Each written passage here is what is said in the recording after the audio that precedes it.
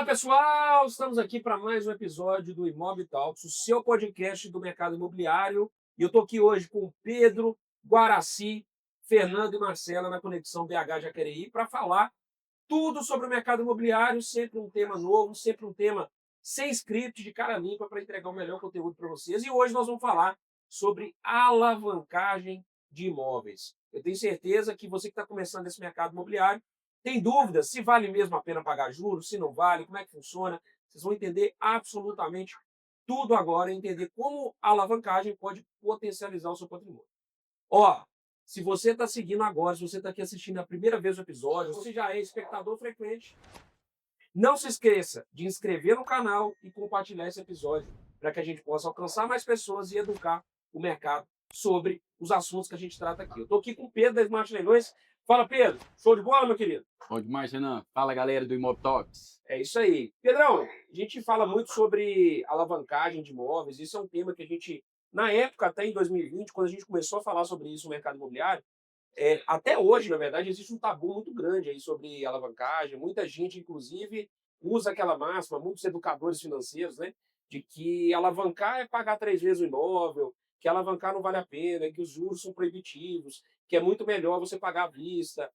Enfim, e a gente, na época, eu lembro quando a gente começou, foi um tema que a gente trouxe sobre alavancagem, mostrando por A mais B que, especialmente para investimento, valeria muito a pena. O que você diz para a galera hoje? Como é que você enxerga a alavancagem como ferramenta de construção de patrimônio? Renan, você falou bem. A gente, quando começou, parecia um contrassenso, né? A gente ensina, a gente educa sobre investimento através dos imóveis e a gente foi mostrar para o pessoal por A mais B que alavancar, que é um jeito bonito de falar de pegar dinheiro emprestado e investir com o dinheiro emprestado, era bom, que valia a pena.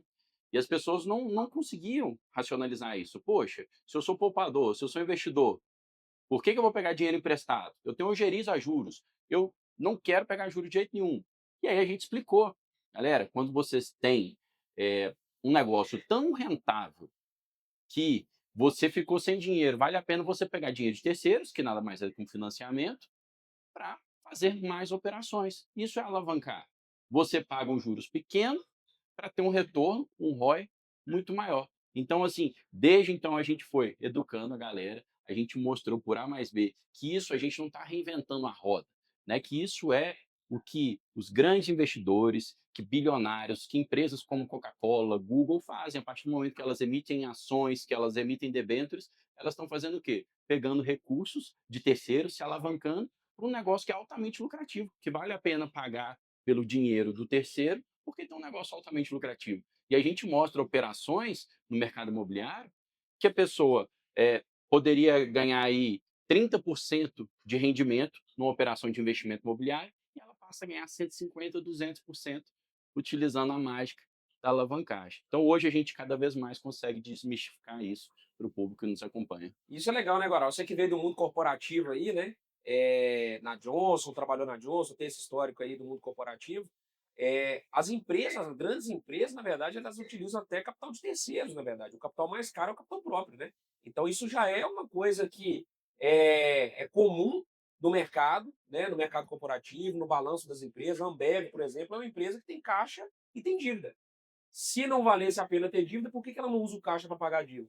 Então tem uma série de incentivos tributários, inclusive, né? Inclusive, né? Que quando a gente fala, por exemplo, de alavancagem com financiamento, você pode incorporar os juros no custo de aquisição, reduzir o imposto a pagar, tem uma série de vantagens. Mas como é que você enxerga hoje, né, e até trazendo um pouquinho do paralelo do que o Pedro falou, a grande mágica da fórmula do ROI, né? Que é lucro sobre capital investido, e é isso que faz todo sentido na hora que a gente fala de alavancagem. Fala um pouquinho de como é que você enxerga essa equação e como que a alavancagem foi importante na hora quando você começou. Sei que você já fez boas oportunidades, bons negócios aí alavancando, utilizando financiamento imobiliário, e sei também que você é um fã de consórcio. Então fala pra gente aí um pouquinho sobre a alavancagem, sobre as experiências que você teve também com o consórcio, que é uma forma também de alavancagem, mas que a gente tem nossos pontos aqui para debater sobre isso. Então vamos lá. Um ponto interessante é que a minha segunda aquisição no mundo dos leilões foi de forma financiada, inclusive por influência de vocês dois, onde eu não conhecia, eu também tinha esse mesmo receio, falando, não é possível que comprar de forma financiada seja bom. Todo mundo demoniza tanto, né, o financiamento, tem juros, e quando a gente fala isso até hoje, é muito comum quando a gente fala o tema financiamento para comprar imóveis de leilão, mas e os juros? É a primeira coisa que a gente vê nos comentários, normalmente. Então, o que eu percebo, assim, historicamente, até olhando para os meus imóveis próprios, minhas próprias aquisições, é que o ROI de quando você compra de forma financiada, ele é, em média, pelo que eu calculo, o dobro ou o triplo da rentabilidade, do ROI. Então, se à vista está dando um ROI de 50%, eu percebo que o ROI do financiado vai dar entre 100 e 150. É isso que eu tenho percebido nas minhas aquisições Explica para a próprias. galera por que que isso acontece, né? O segredo está na própria forma, está na matemática. ROI é igual capital, é lucro sobre capital investido, né? Exatamente. Então, o que acontece, né, pessoal? O lucro que você vai ter, né, que é a parte de cima dessa equação aí, ele vai se manter mais ou menos o mesmo quando você tem um investimento de forma vista ou financiado. O que eu gosto de falar? Por exemplo, se eu vou ter um lucro de... Compro imóvel por 50 mil e vou ter um lucro de 50 mil, comprando à vista. O que acontece no financiado? Provavelmente você vai investir menos, ali coisa de 20, 25 mil, investindo de forma financiada. Por quê? Porque você financia parte dessa aquisição. O seu lucro provavelmente vai ficar um pouco mais baixo por conta dos juros que você paga. Você vai lucrar provavelmente uns 45. E é o que eu falo para os meus alunos. O que você prefere? Investir 50 para ganhar 50 ou investir 25 para ganhar 45? A pessoa na hora começa falando, não, claro, prefiro investir 25 para ganhar 45. Inclusive, normalmente, quando a gente compra de forma financiada, você pode comprar 2 ou 3 imóveis com o mesmo valor que você compraria o à vista, porém alavancado, né? Tendo esse financiamento, utilizando o recurso de terceiros, que no caso é o banco, para você conseguir comprar vários imóveis em paralelo e ter uma lucratividade final muito maior do que se tivesse feito uma única arrematação à vista. Exatamente. E tem um detalhe, né? Você está falando aí sobre a questão do ROI, né? Como que o ROI é multiplicado. E quando a gente começou, Marcela, com o financiamento dentro do ecossistema Smart, trazendo, né, esse olhar para o financiamento como uma ferramenta de alavancagem e lucrativa, não é só porque você não tem dinheiro. Mesmo tendo dinheiro, vale a pena financiar quando é possível financiar, é justamente porque, né, muita gente tem esse tabu no mercado do financiamento, mas tem uma mágica na equação, que é o seguinte: o seu lucro diminui um pouco. Mas o que acontece com o capital investido? Três despesas a gente não coloca dinheiro do bolso, a gente tira do produto da venda: corretor, imposto de renda e principalmente o saldo na quitação do financiamento. Essas três despesas, elas reduzem o lucro, óbvio, seu lucro vai sair, fica até um pouquinho menor por causa do juros do financiamento, mas você só retira do dinheiro da venda, você não tira do seu bolso para fazer investimento. Essa é a mágica que abriu o caminho para todo mundo, né? Mas agora, até tocando em outro assunto aqui, sobre a questão do que se prega no mercado, né? O mercado ele é muito comum, a gente escuta falando no mercado, investidores, influencers financeiros, que não vale a pena comprar financiado, que comprar financiado é bobagem, que você paga 3 imóveis. Mas muita gente considera que a valorização do imóvel também fica com quem financia. Então o pessoal só faz a conta dos juros, mas não faz a conta da valorização do imóvel. O Fernando depois vai comentar. O Fernando tem a tese, ó, imóvel só sobe, não adianta você correr. Então quem compra e, obviamente, captura essa valorização lá na frente, ele fica com ganho da valorização. Pode ou não compensar em relação aos juros, mas o prejuízo financeiro que muita gente alega dos juros é muito menor do que a realidade. Marcela, como é que foi para você entrar no mercado e começar já com essa questão da alavancagem, esse drive da alavancagem? E depois eu quero falar também sobre o que mudou, né? Qual que foi a grande virada nesse mercado para que essas alavancagens de financiamento imobiliário fossem permitidas. Isso tem um segredo, tem uma resolução do Banco Central no passado que permitiu isso. Mas quando você entrou, como é que foi para você esse início e entender isso, ou se foi mais tranquilo, você já aplicava essa técnica de alavancagem nos seus negócios? Então, eu, na verdade, Ana, eu tinha um certo receio, tá? Eu sempre falava, pô, vou me endividar, né? Eu tinha essa crença de que alavancagem era o endividamento, vou me endividar. E aí, eu sempre li livros sobre investidores, os grandes milionários, multimilionários, bilionários no mundo, ganhavam dinheiro comprando imóveis alavancados. Eu falei, cara, eu preciso testar isso no mercado, eu preciso comprar coisa alavancada para entender o que eles estão falando, porque eu só tô pensando em endividamento, né? Que eu vou pegar o financiamento e vou pagar 3 vezes mais. Essa crença que você disse, todo mundo só faz essa conta, né? Ninguém pensa na valorização durante os 30 anos desse imóvel. E a primeira coisa que eu comprei um imóvel popularzinho, estilo Guará ali, para eu testar fazendo a operação alavancada para eu ver essa mágica acontecer, porque eu também tinha essa crença de que eu estava me endividando, além de consumir meu crédito que eu tinha no mercado com os bancos, eu estava com uma dívida, e quando eu fosse pagar e fosse vender, aquilo lá eu ia ter que pagar aqueles juros, enfim. E quando eu vi a mágica no papel, porque assim, uma coisa é ouvir a Marcela falar, o Renan falar, o Fernando falar, o Guará falar, o Pedro falar. Outra coisa é você executar a matemática e ver essa matemática caindo na sua conta, porque aí faz totalmente diferença, né? Porque eu comprei um imóvel de 65 mil reais, arrematei um apartamentozinho popular e vendi ele por 140. Paguei 5% de entrada financiado, ou seja, dei 3 mil e poucos reais de entrada nesse imóvel e paguei apenas 5 prestações, porque em 5 meses eu fechei essa operação desse imóvel. Então, eu aloquei muito pouco dinheiro na operação, menos de 30 mil reais num imóvel popular, para eu vender ele por 140 mil no final da operação. Isso, para mim, me mostrou como é que a alavancagem faz a mágica do crescimento do dinheiro, porque eu consegui entrar numa operação porque eu tinha dinheiro, não é que eu entrei numa operação porque eu não tinha dinheiro, eu queria ver numa operação pequena, alavancada, como é que essa mágica acontecia. E eu vi que ela acontece mesmo, porque não é mágica, né? É você comprar o imóvel pelo preço certo, vender ele mais caro, você compra barato, vende mais caro, usando o dinheiro do banco. Eu só usei o meu crédito e a estratégia financeira de encontrar o imóvel. Fernando tá aí construindo a casa dele, tá terminando a obra, né, Fernando? A gente vai ter o próximo Smart Barbecue, vai ser lá na casa do Fernando. E o Fernando tá terminando a casa dele e terminando uma casa, poderia ter pago à vista, poderia ter feito à vista e alavancou. Fernando, por que você alavancou? Fala pra galera aí qual que é o racional que você usa e por que você não contemplou uma carta de consórcio e usou financiamento imobiliário para construção? Fala pra galera aí. Já vamos logo pro crime, né? O ponto é o seguinte: o que acontece? A casa já estava praticamente toda construída, toda paga já. Fiz um negócio, transferi alguns imóveis, falei, esses imóveis são para esse sonho, está realizado, perfeito.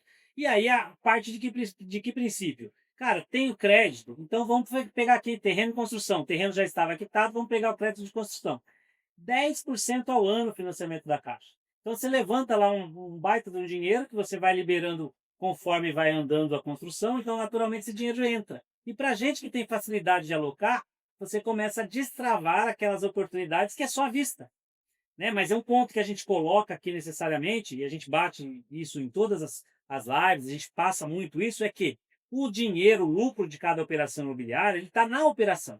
Então ela é boa à vista, se for financiada vai ser ainda melhor. Não é porque não dá à vista que a gente tem que fazer financiado. E a gente tem acesso, quando a gente aprende a usar todas as ferramentas, e a alavancagem é a melhor de todas, é que você tem acesso ao lucro de operações que você descartaria. Né? Porque o que a gente bate muito na tecla? Os 3 pilares dos tubarões. Margem, volume e liquidez. Liquidez. Então tem imóvel, eu tenho, por exemplo, uma casa que a gente pegou em São Paulo, lá numa zona nobre, lá uma casa horrível. Então se você quiser aquela casa para poder vender, você vai demorar uns 2, 3 anos para vender. Mas é uma casa que nós arrematamos por 1.100.000 e ela vale 2,5. Ah, ela vale, mas vende? Nesse momento, não. Do jeito que está, não. Ela demora, ela vai ter um tempo ali. O colégio do lado tem interesse no terreno, incorporação futura, quando vai acontecer, eu não sei. Mas ela tem 1.000.000 de lucro naquela operação. E faz sentido você pegar 1.100.000 do seu bolso e colocar nessa operação para você lucrar a futuro? Futuro quanto? 2, 3, 4, 5 anos talvez? Nós estamos falando de R$ 1.000.000 de lucro para daqui a 4, 5 anos. Então, eu teria coragem de pegar esse capital hoje e colocar nessa operação? Não, talvez eu desprezaria esse lucro.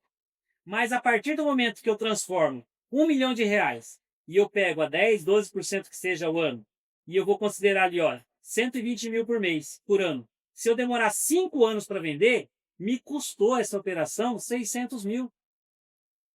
Né? E aí o que aconteceu? Eu tenho 1 milhão de lucro, então eu vou ganhar 400 ou 500 daqui a 5 anos de um dinheiro que eu não precisei usar. Então eu paguei à vista, recuperei meu dinheiro. A gente fala muito isso, né, nos tubarões, que é o nosso ROI infinito.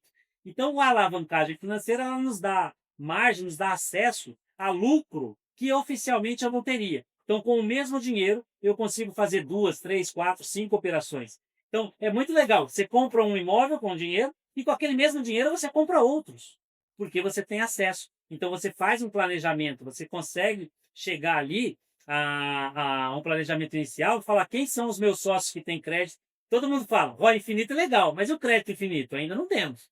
Ainda. Né? Mas a gente constrói, para isso que a gente trabalha com parcerias. Né? Eu tenho uma casa, depois a gente vai falar sobre essa casa que eu tenho com o Pedro aqui, que nós vamos conseguir 3 milhões alavancados de lucro. Lá do Brooklyn? A casa do Brooklyn. É. Mas, Fernando, você tocou num ponto que é legal, cara, porque você citou a taxa de juros hoje do SFH, que é por volta de 10%, e exemplificou várias operações que a gente tem lucro aí de 50%, 100%, que mostra que vale a pena pegar. Agora, até para simplificar quem estiver escutando a gente, Renan, você compara hoje, taxa de 10% de financiamento SFH, uns 13% a 15% financiamento SFI, que a galera vai pegar se for home equity, se for imóvel comercial, e a taxa Selic hoje está a 15%. Então a gente não precisa comparar nem com a lucratividade que nós temos aqui no mercado imobiliário, que é muito maior, é absurdamente maior.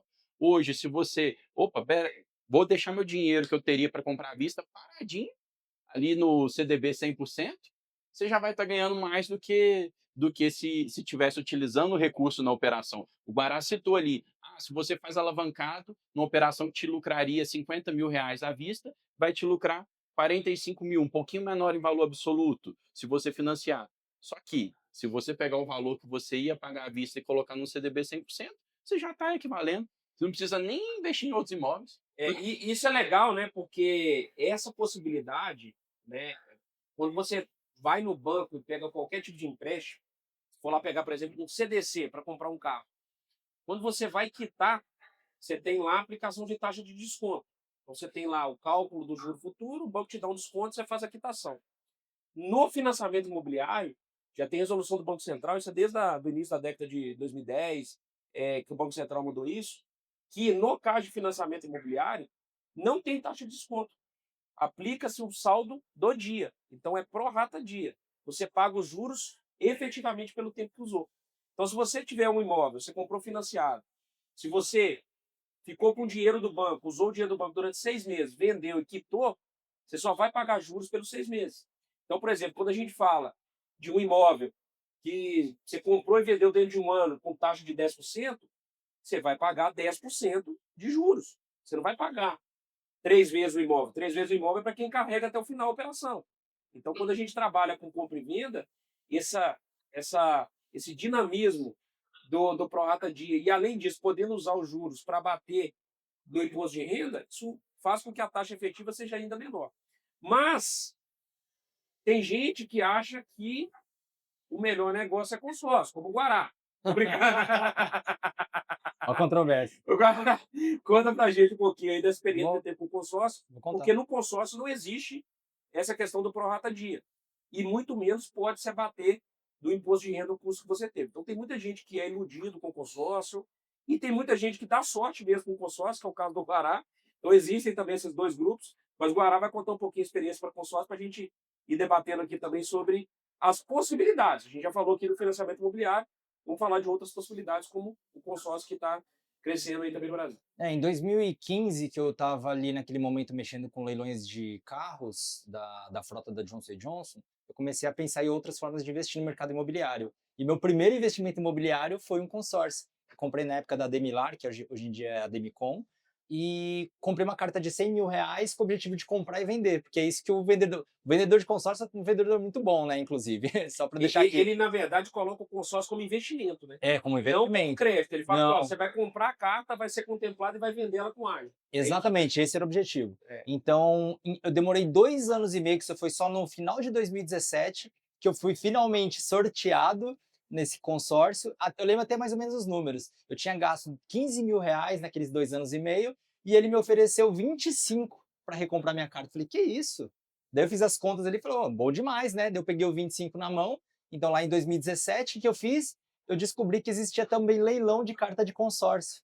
E eu, né, viciado em leilão de carro, leilão de carta de consórcio, fui lá e comprei uma carta de consórcio que, na época, ela estava com ela já tinha sido quitado 75 mil reais dessa carta e eu paguei 35. Ou seja, já tive um lucro de 40 mil reais. Daí eu fui lá, peguei então esse dinheiro da venda da carta da Demilar, comprei essa carta de consórcio. 10 meses depois, foi sorteado de novo. E com esse sorteio desse imóvel, eu comprei um apartamento que até hoje eu tenho lá no Jardim Aquários, em São José dos Campos, que na época era uma carta de consórcio de 320 mil reais, pagando 3 mil reais mensalmente de parcela, e o próprio aluguel já cobriu esses 3 mil reais. E esse apartamento agora, eu fui ver, já está avaliado em 700, 750 mil. Então, é um dinheiro. O que eu pus de dinheiro nessa operação? Os 35 mil da carta de consórcio que eu paguei, mais a taxa de transferência, e todo mês eu estava colocando mais ou menos uns 500 reais. Eu estava vindo 2.500 de aluguel e uma carta de 3 mil reais de parcela. Então, nas minhas contas, eu não investi 100 mil reais ainda nessa carta de consórcio, num bem que daqui 36 meses, que eu analisei ontem, vai ser um bem meu por 700 Você mil reais. colocou 100 mil, vai colocar mais 100 ainda até a quitação e tem um bem de 750. Um pouquinho mais, porque tem a correção da carta de consórcio, das parcelas, né? Exato. Mas você foi sorteado. Eu Ele fui não sorteado. contemplou. E aí, na matemática pura e simples agora dessa história do Guará, você considerando, ele foi sorteado 2 vezes em carta de consórcio, colocou um investimento baixíssimo, e olha tanto de dinheiro que ele perdeu. Vocês conseguiram analisar matematicamente a quantidade de dinheiro que ele perdeu? Porque se ele tivesse, em vez de comprar do consórcio, jogado na Mega Sena, ele tinha ganho muito mais. Com a sorte que ele teve, ele poderia ter usado a sorte para outra coisa, né? Mas sabe o que é interessante disso tudo? Mesmo tendo feito 2 operações que, na minha opinião, tive muito sucesso, você me pergunta se depois de 2019, quando eu comprei essa última carta, 2018, na verdade, pergunta se eu comprei outro. Não, porque no financiamento a gente não tem mais essa questão de um pouco do envolvimento da sorte, né? Porque o consórcio não tem muita questão da sorte, na minha opinião, ou da incerteza, na verdade, e o financiamento já é o mais certo. Então, desde 2019, faz 6 anos que eu nunca mais realmente comprei um consórcio, porque eu vejo no financiamento uma forma muito mais rápida, segura e prática de você alavancar. Porque para eliminar o fator sorte, né, Fernando? O Fernando, que é grande especialista em consórcio, para eliminar o fator sorte, você tem que colocar lance embutido ou ofertar lance ali, dinheiro novo no negócio, né? E aí, nessa matemática do dinheiro novo, do lance embutido, aí a conta fica muito ruim, né? Porque no final das contas, o que você levanta de dinheiro novo mesmo é muito pouco e acaba sendo muito, além disso, com o risco de não ser contemplado, acaba sendo muito. A gente já teve a experiência de vender para quem estava buscando carta de consórcio e o vendedor de consórcio garantiu que ela seria contemplada na carta de consórcio, ela dando 50% do valor da carta de lance. E não foi. A verdade foi essa, né? E aí tem um ponto que você colocou, que você explicou aqui um pouco antes de passar a fala para o Guará, sobre a questão do prorata dia, né? Que o financiamento ele tem juros, e hoje a gente tem uns juros ali alto, 13, 14, 15% anual, uma taxa no financiamento imobiliário, e para o consumidor final, que é muito importante, ele não tem conhecimento de como funciona o financiamento imobiliário. Então está impregnado na cultura do brasileiro que o financiamento você paga 3, 4 vezes o mesmo imóvel, né? Porque o cara considera que vai carregar até o final. Diferente do consórcio, que eles pregam e colocam na cabeça das pessoas que você não paga juros. Só que você tem que carregar até o final, não tem desconto. E tem um fator muito pior do que o fato de não ter juros, que é o fato de ter uma correção. Então, quando você tem ali uma correção de 5, 6, 7% ao ano que seja, que é sobre o INCC, o IPCA, não importa, você tem que obrigatoriamente carregar o consórcio por 200 meses, por 240 meses, ou seja, por 15, 20 anos, subindo 5, 6% todo ano. Né? E você não tem possibilidade de simplesmente, olha, eu vou quitar agora, acabou o meu problema. Então, você quitou, você não vai ter a correção futura, mas você encerrou sua operação ali.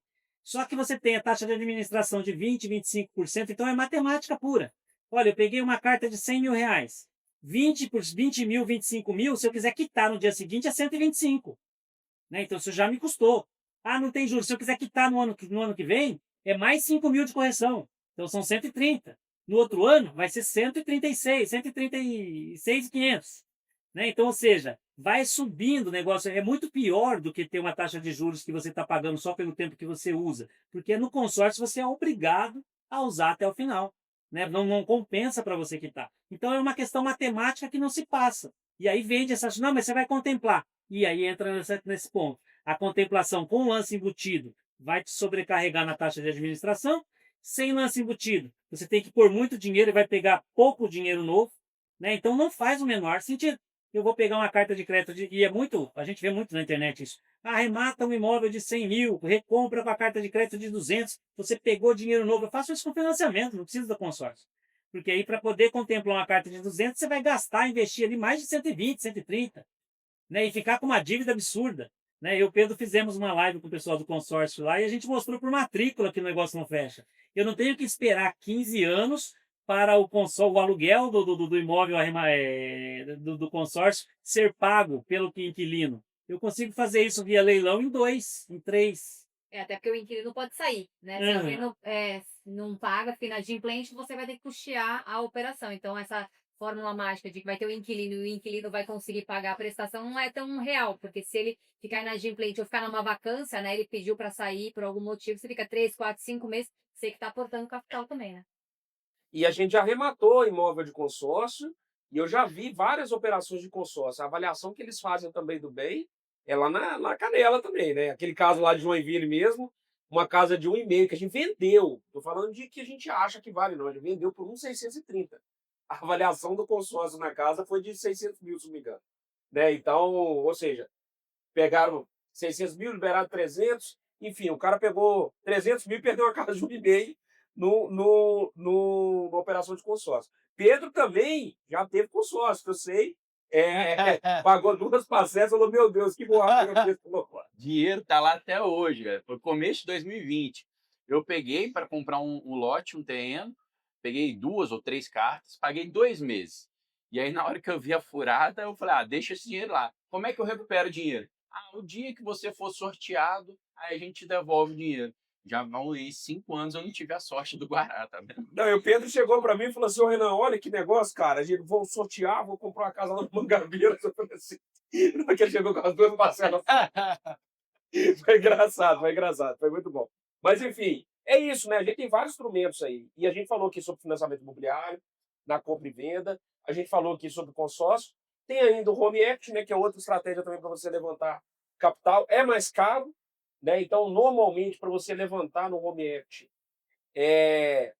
sem ter uma operação lucrativa casada, fica pesado. Você vai colocar o dinheiro, você vai colocar o imóvel, levantar empréstimo a 18, 19, 20% ao ano, porque o home equity é mais caro, e não vai ter ainda uma operação casada, você vai ficar com esse dinheiro na conta, obviamente sendo corroído ali pelo tempo. Então, o que a gente costurou, né, que foi a questão do home equity de guarda-chuva, é de você ter ali a operação de home equity casada com a compra em leilão. Que aí você consegue pagar 18, 19% ao ano, mas casado com a operação que vai tirar 60%. Aí faz todo sentido usar o home equity. Paga a partir do momento em que você tiver com o imóvel pronto para alocar, não paga juros antes. Exatamente, só paga na hora que você liberar o dinheiro. Né? Então, na hora que você tiver com a arrematação feita, libera o dinheiro. Então, são coisas, estratégias que a gente usa aí para poder alavancar. Né? E eu tenho uma outra ainda que eu considero uma alavancagem também, que é pegar dinheiro de investidor. Porque eu já fiz algumas operações de captação que eu captava investidor, pegava cotas de 25 mil reais, prometendo, em contrato mesmo, contrato de mútuo financeiro no caso, 25% em 12 meses. E nesse tempo eu fazia minha operação e normalmente o que voltava para os meus populares? 80%, 90%, 120%. Pagava os 25 mais 25 mil mais os 25%, 31.250, e os outros 15, 20, 30 mil que voltavam para o meu bolso sem colocar um dinheiro na operação. É o agiota às avessas, né? ele que ofereceu 25%, foi o cara que pediu, não. Não, Ele que ofereceu. eu trabalhava bem alavancado. Eu tinha até amigo meu que, né, que eu fiz essa captação principalmente com familiares e amigos próximos mesmo. Inclusive, ainda tem 2 captações para pagar, inclusive, tá? Uma para mês que vem agora em setembro e uma para outubro. Mas o Pix tá cantando aí agora, você vai até antecipar e pagar pro rata dia. Eu tô querendo antecipar. Ele aceita pro rata dia? No contrato eu coloquei que eu teria diminuição dos 25%, tá? Já prevendo isso. Então, é uma forma que há de... E é exatamente esse o princípio da alavancagem. Então, não importa se você pega um dinheiro a 2%, se você vai conseguir remunerar esse mesmo dinheiro a 4%. Né? É um negócio óbvio. A gente fala exatamente nisso, por exemplo, hoje. Você quer comprar um carro de R$1 milhão, vou comprar uma Porsche de R$1 milhão, eu não tenho coragem. Né? Mas assim, ela poderia sair de graça. Então eu pego por ele, olha só como é que você compra uma Porsche de graça. Falei agora do caso da casa lá do São Paulo, que a gente arrematou por R$1.100.000. Quanto ela vale? 2,5. Né? Então, ou seja, eu pago R$1.100.000, arremato essa casa, recompro ela, pego o dinheiro do banco, compro a Porsche. Depois que eu vender a casa, o que aconteceu? Quem pagou a Porsche? A operação, Com quem vai ficar a aposta? Vai ficar comigo, né? Aí você e o Pierre ficam só assistindo. Vamos combinar assim?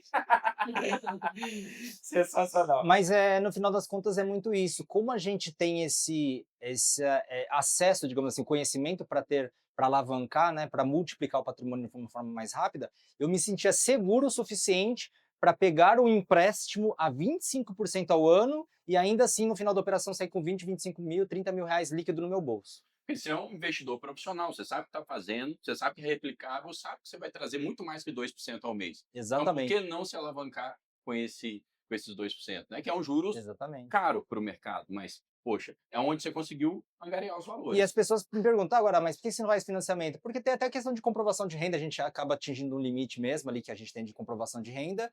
E na questão quando você faz esse tipo de operação, eu gosto de falar para as pessoas que eu gosto disso porque você não tem ninguém te enchendo o saco. Eu falava brincando, não interessa se eu vou comprar e vender drogas, me empresta esse dinheiro aí que eu vou multiplicar esse capital e ao final dos 12 meses você vai ter 25 mil mais 25%. Mútuo puro. Mútuo financeiro. É um contrato de mútuo financeiro. Aí, Marcelo, fica a dica, hein?